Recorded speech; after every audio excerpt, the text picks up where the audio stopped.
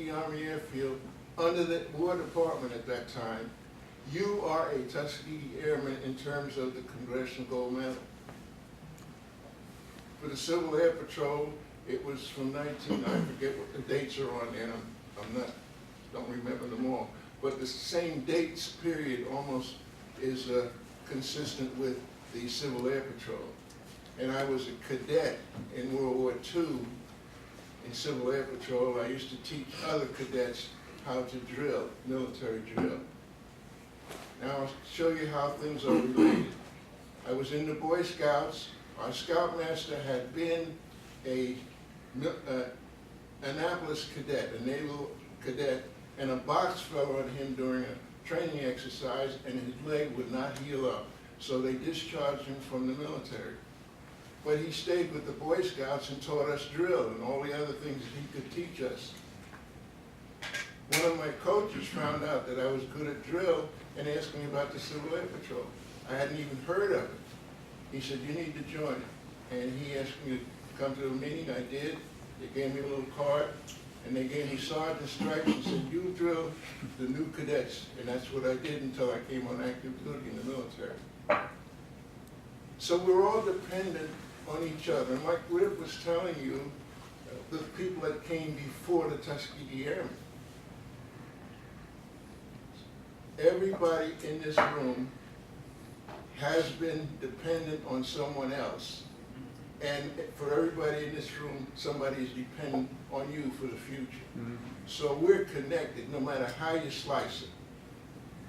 So that little fellow right there with the star on his collar, wake him up.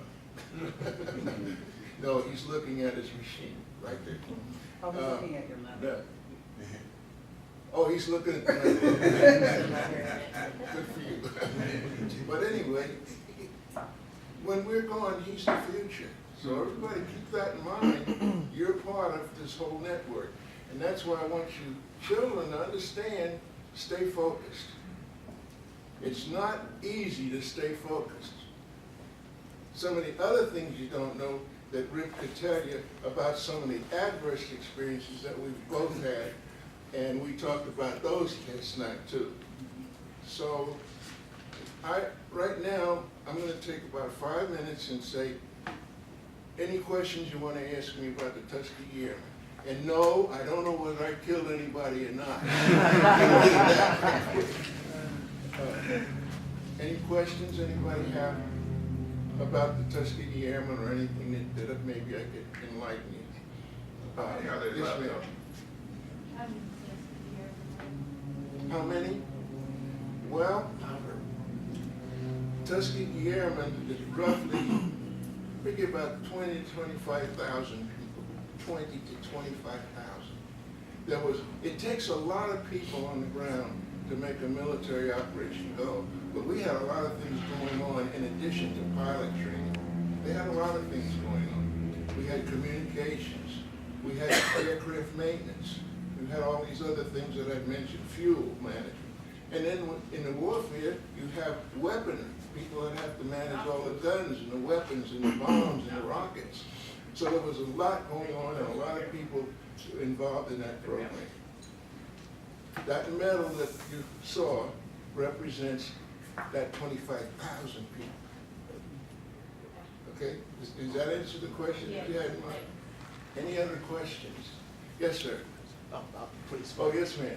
Well, I've been involved in civil air patrol and have been a moral leadership trainer.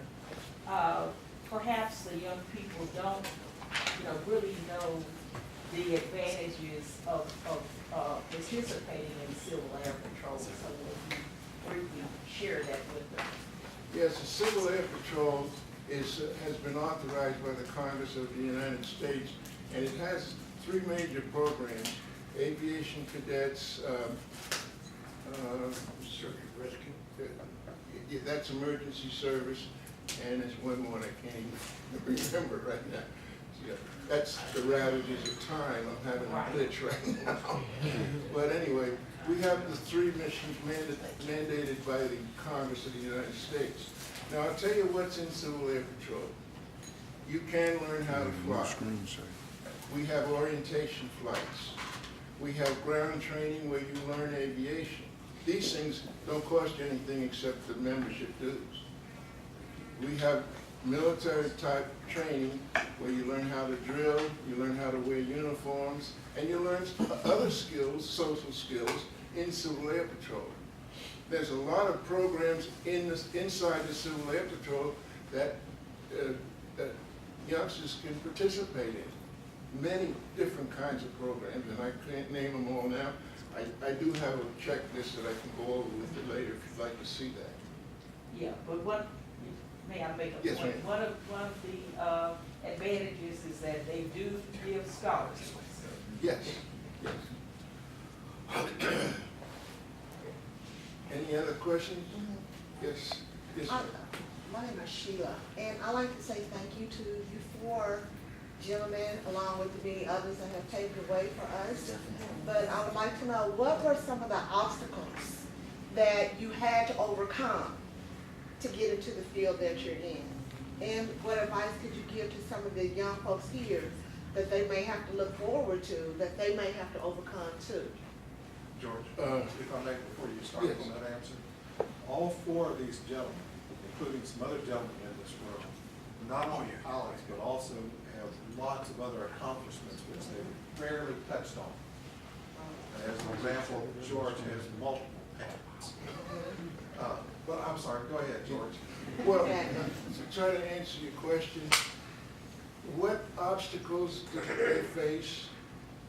Okay, they faced the obstacles of the society of the United States of America. And that included the prejudices, that included all of the degrading activities, but it also included the opening of opportunities. It included all of it.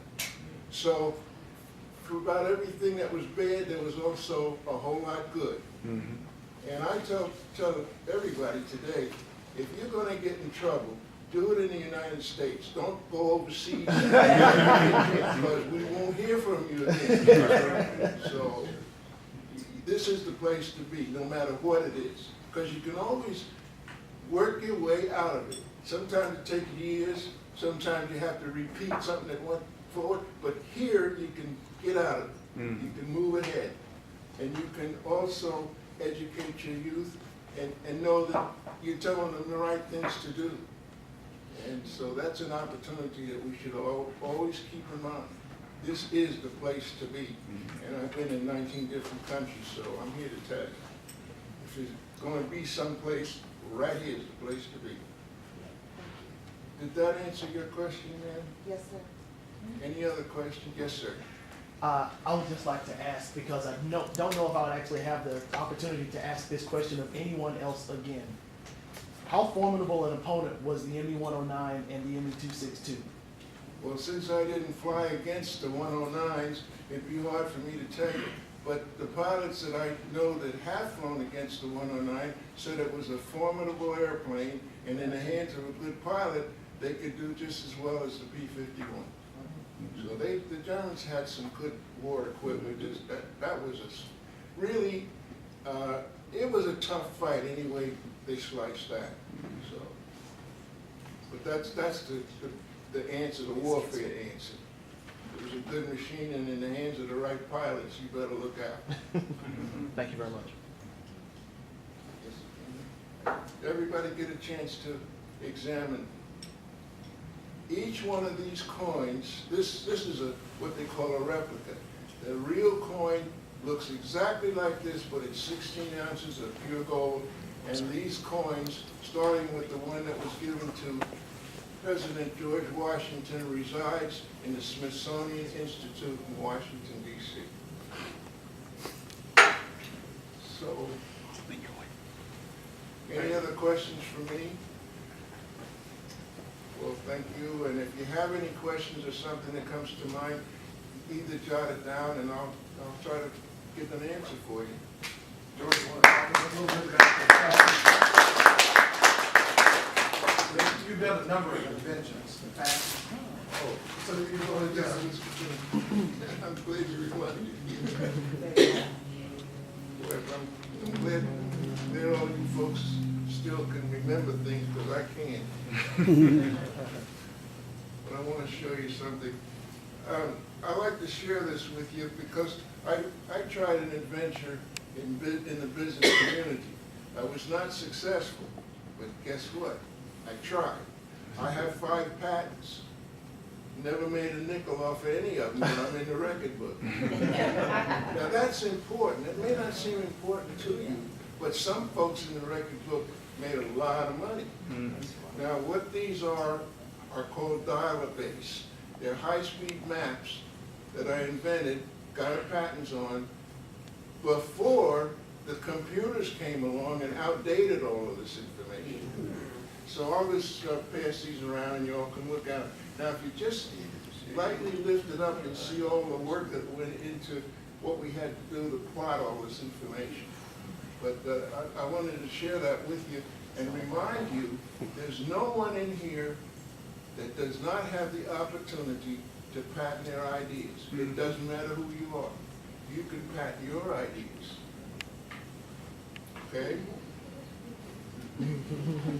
As young as you are, you can patent your idea and get it registered. So that's an opportunity that we have, all of us have. We can protect our ideas.